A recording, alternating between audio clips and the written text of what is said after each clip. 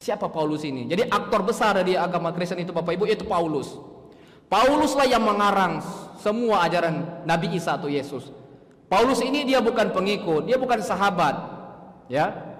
Dia bukan murid. Tapi Paulus ini mohon maaf, musuhnya Yesus, musuhnya Nabi Isa. Dia hidup sezaman namun tidak pernah bertatap muka. Setelah Yesus wafat, ya kan, versi Kristen mati di kayu salib untuk menebus dosa manusia, maka semua ajaran Nabi Isa itu dirubah oleh Paulus. Ya, seperti babi tadi, ya kan, haram jadi halal, khitan wajib jadi tidak wajib. Mengatakan sembahlah Allah, Allah maksudnya, maka disuruh nyembah Yesus. Dan banyak sekali ayat-ayat kontradiksi Bapak Ibu. Makanya puncaknya Bapak Ibu, saya masuk Islam, mulai saya berpikir Pak, saya banyak membanding-bandingkan Pak, karena saya hobi membanding-bandingkan antara agama saya Kristen dulu dengan agama Islam. Yang pertama Bapak Ibu, saya bandingkan masalah sholat, ya kan? Saya luar biasa sekali melihat ibadah umat Islam itu, yaitu sholat, tertata sekali. Sebelum kita sholat, hal pertama sekali yang kita lakukan apa Bapak Ibu? Berwudu, betul? Berwudu artinya bersuci Pak. Kenapa kita bersuci? Karena kita ingin menjemput Allah, Zat yang Maha Suci. Maka terlebih dahulu kita bersuci. Kita sucikan mata kita, tangan kita. Lalu saya bandingkan Bapak Ibu ketika saya di Kristen. Mohon maaf, di Kristen itu tidak mengenal junub, tidak mengenal berwudu. Pokoknya pakai baju yang rapi, pakai jas, pakai sepatu, masuk itu ke gereja. Sampai di gereja ngapain? Mohon maaf, hanya nyanyi-nyanyi doang. Mohon maaf Bapak Ibu, ini kejadian, ini fakta. Saya bukan mengejek, enggak. Karena tidak boleh kita mengejek agama-agama di luar agama Islam, betul. Kita bicara fakta, mohon maaf, ya. Pengalaman saya ini Pak, malam harinya Pak, nuak, minum khamar, mohon maaf, berzina sekalipun, besok ke gereja itu Bapak Ibu. Nggak ada berwudu-wudu, nggak ada mandi-mandi besar, nggak ada. Jauh sekali. Bainal masyriqi wal maghrib, antara timur dan barat, antara perbandingan agama Islam dan Kristen itu. Setelah berwudu, kemudian ada seruan memanggil, betul? Ada azan berkumandang, Allahu Akbar, Allahu Akbar. Kemudian iqamah.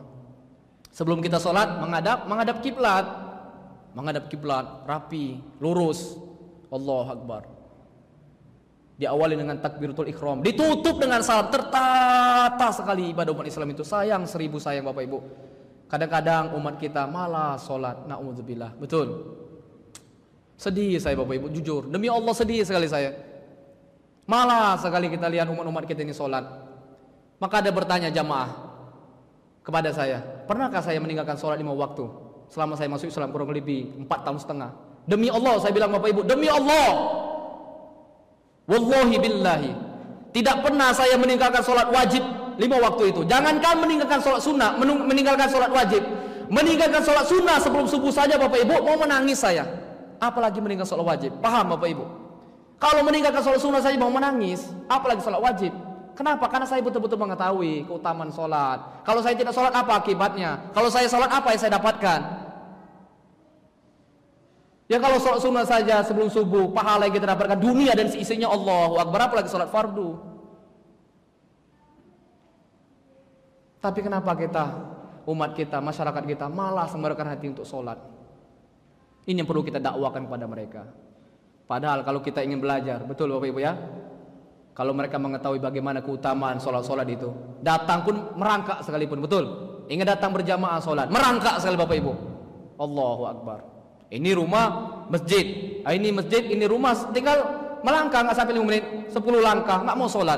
Banyak kejadian ini Bapak Ibu, sedih kita.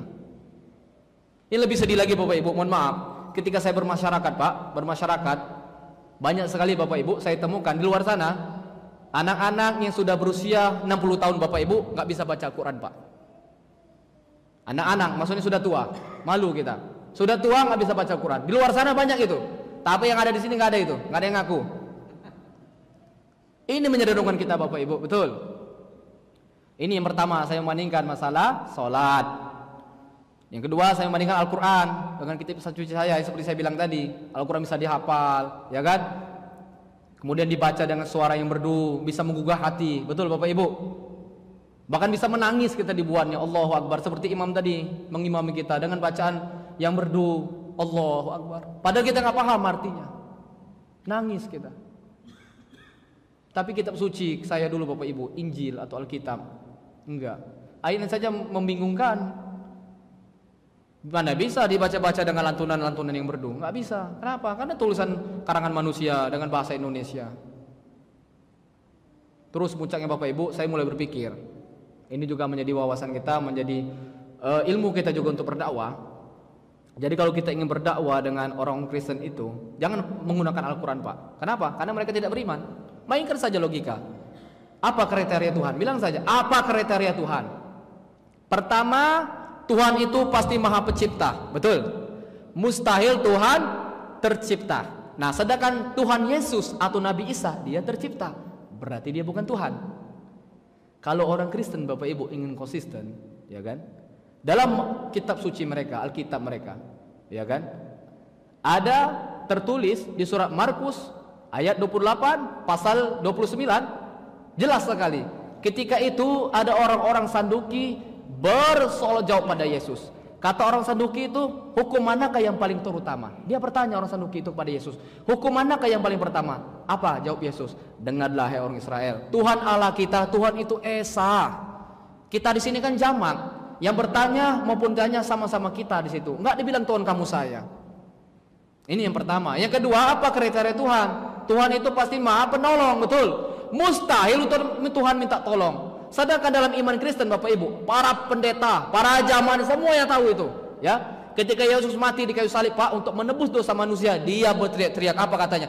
Eli Eli lama sabatani, Tuhanku Tuhanku tolong aku, kenapa kau meninggalkan aku? Emangnya ada Tuhan minta tolong? Ini versi Kristen, Bapak Ibu. Jadi versi Kristen, Nabi Isa mati terbunuh di kayu salib, betul? Tapi versi Islam, Allah bela kan? Allah berikan pembelaan. Bisa dibaca dalilnya di surah An-Nisa, ya, ayat 137, kalau enggak 157, apa kata Allah? Wa ma qataluhu wa ma salabuhu walakin subbihalau. Nabi Isa itu kata Allah tidak mati terbunuh, tidak mati tersalib, tapi yang terbunuh dan tersalib waktu itu orang yang diserupakan wajahnya persis seperti Nabi Isa, betul?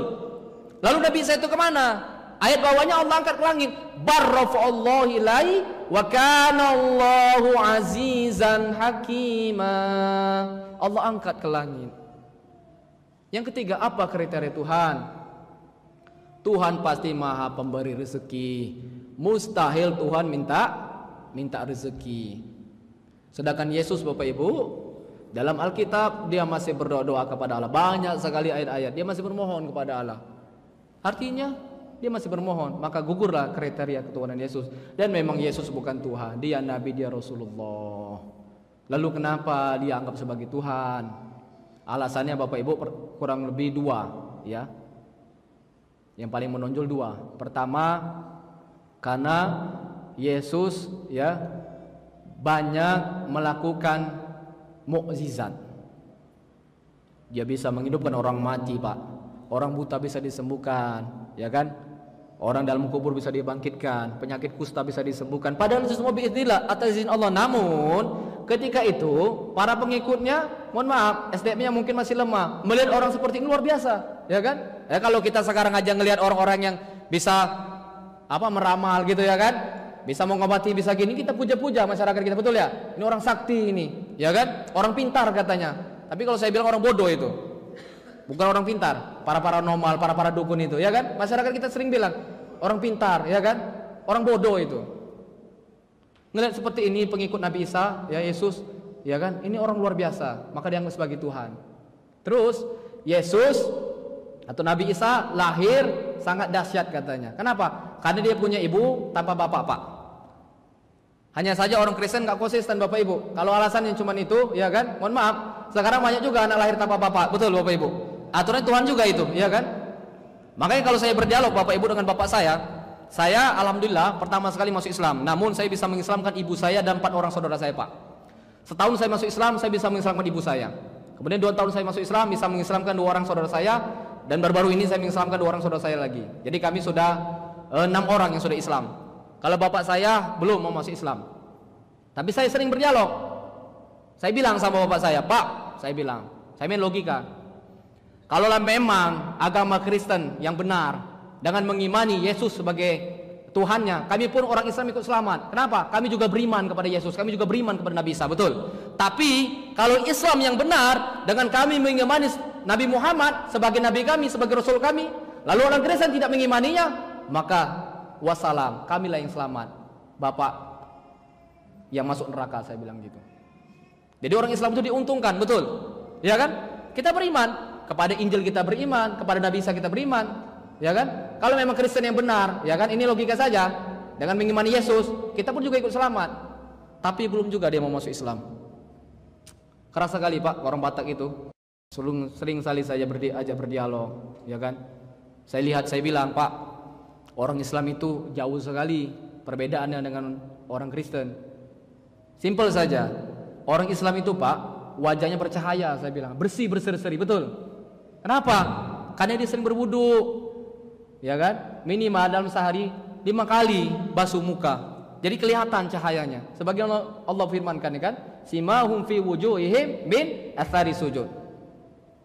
Di wajah-wajah orang mukmin itu, kata Allah, tampak bekas-bekas sujud, berseri-seri bercahaya. Luar biasa sekali. Makanya kita harus bersyukur Bapak Ibu, ucapkan alhamdulillah. Alhamdulillah. Luar biasa sekali Bapak Ibu nikmat iman dan Islam ini, ya. Luar biasa sekali. Iya, sempurna sekali. Bersyukur kita. Allahu Akbar.